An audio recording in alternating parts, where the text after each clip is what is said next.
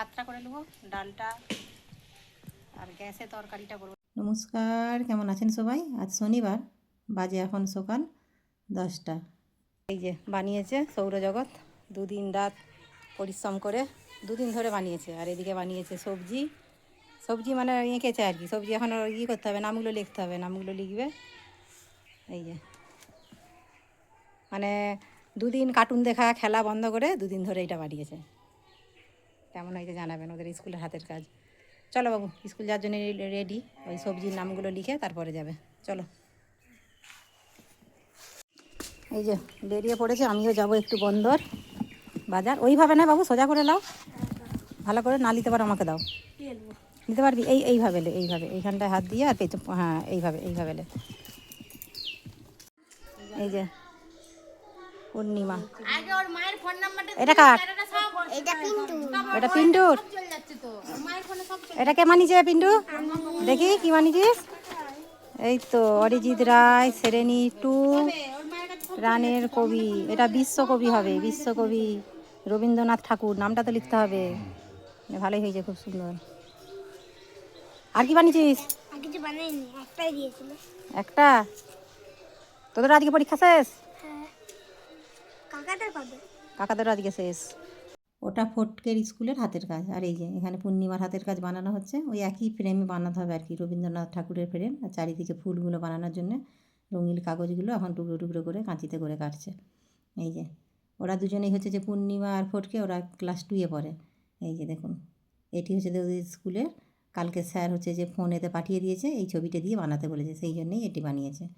আর এই যে এখানে বানিয়েছে শুভ, আমাদের হচ্ছে যে ভারতের একটা ম্যাপ বানিয়েছে, খুব সুন্দর হয়েছে। চলুন যাই এবার গোপালের স্কুলে। এই যে গোপালের হাতের কাজ ধরে নিয়ে যাচ্ছে। ভারী লাগছে নাকি? ভারী লাগেনি? দেখে শুনে নিয়ে যেতে হবে, নাহলে ধরেই গেলে। আজকে বন্ধ যাওয়ার কারণ হচ্ছে গোপালের সাথে ওদের স্কুলে যেতে হবে। ওর বন্ধুরা নাকি বলেছে যে তুই তো হাতের কাজ বানাস আর তোর মা তো ভিডিও করে, আমাদেরগুলো এসেও ভিডিও করবি। সেই জন্যেই ও আমাকে আগে থেকেই বলেছিল, মা যেদিন হাতের কাজ বানানো হবে সেদিন আমার সাথে যাবে, আমার বন্ধুরা ডেকেছে। চলুন তাই গোপালের স্কুলের উদ্দেশ্যেই বন্ধটা এসেছি। আর একটু দোকানে বাজার করব। দোকানের বাজারটা অবশ্য আমাদের খেয়েহাটেই করি। এই যে চলে এসেছি স্কুলেও সব ছাত্রছাত্রীরা চলে এসেছে। আর এই একটা দেখুন, এই তো বাহ, খুব সুন্দর তো। চলুন, বেশিক্ষণ টাইম নেই, এক্ষুনি ক্লাসের ঘন্টাটা পড়ে যাবে। ওদের ক্লাস থেকে চট করে আবার ঘুরে আসি। আর এই ছেলেটি পড়ে ক্লাস 8-এ। এই যে দেখুন, এটি হচ্ছে যে গোপালদের স্কুলের ক্লাস। এই হচ্ছে যে ওর বন্ধু। দেখুন ওদের মুখের হাসিটা একবার দেখুন, কত খুশি।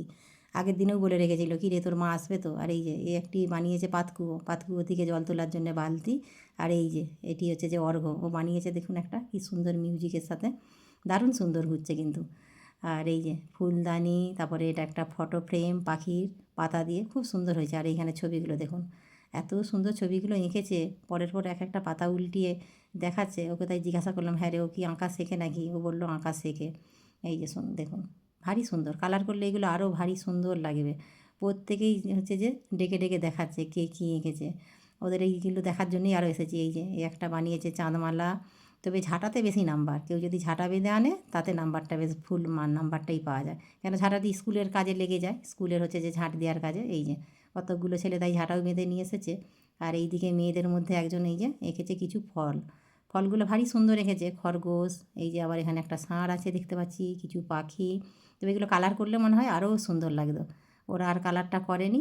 এই যে বানিয়েছে ফুলদানি, এইটাও একটা বানিয়েছে ফুলদানি, বেশ ভারী সুন্দর। পরের পর আর একটা ছবি দেখান দাঁড়ান আপনাদেরকে।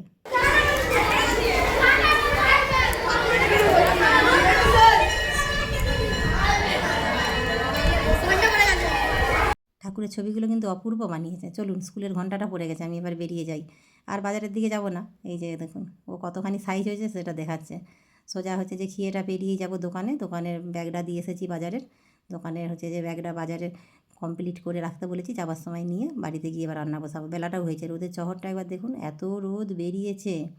এই যে চলে এসেছি বাড়ি, এবার বাড়িতে এসে রান্নাটা করব।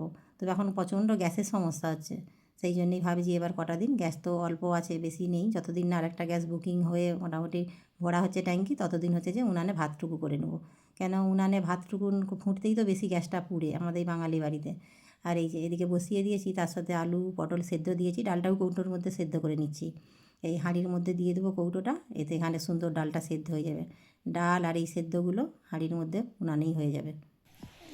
উনুনে ভাতটা করে নেবো, ডালটা আর গ্যাসে তরকারিটা করবো, ভেন্ডির তরকারি করবো।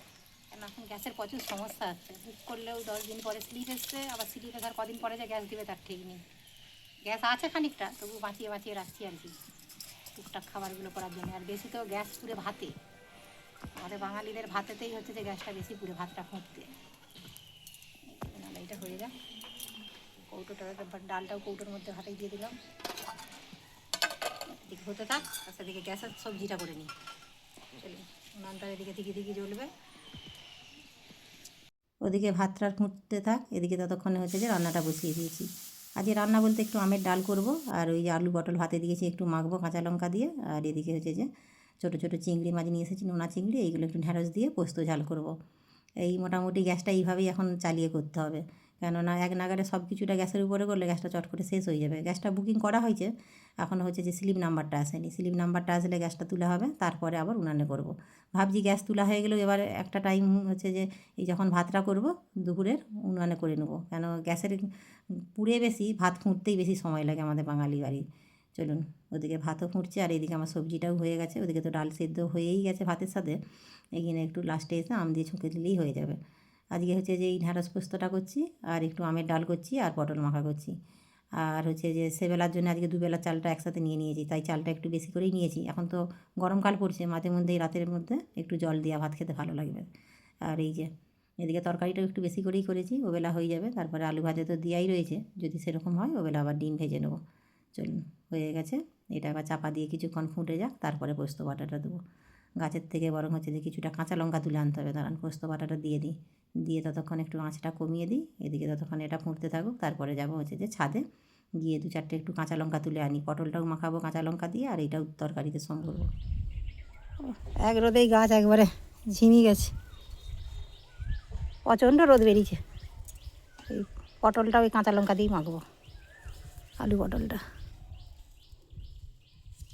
এত ঝাল।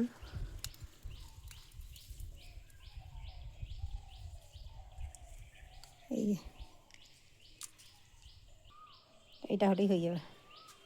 এই যে লঙ্কা তুলে নিয়ে চলে এসেছি, লঙ্কাগুলো বেশ ভালোই মোটামুটি এখন যোগানটা দিয়ে দিচ্ছে। দুটো গাছ উপরে ছাদে রয়েছে, আর একটা গাছ নিচে রয়েছে। কাঁচা লঙ্কা দিয়েই তরকারিটা সমুরবো, কাঁচা লঙ্কা দিয়ে তরকারিটা সমুরলে বেশ সেন্টটা বেশ ভালো লাগে খেতে। চলুন, তরকারি এদিকে রেডি হয়ে গেছে, ওদিকে ভাতও হয়ে গেছে, এবার ডালটা করে নিলেই তারপরে হচ্ছে যে হয়ে যাবে।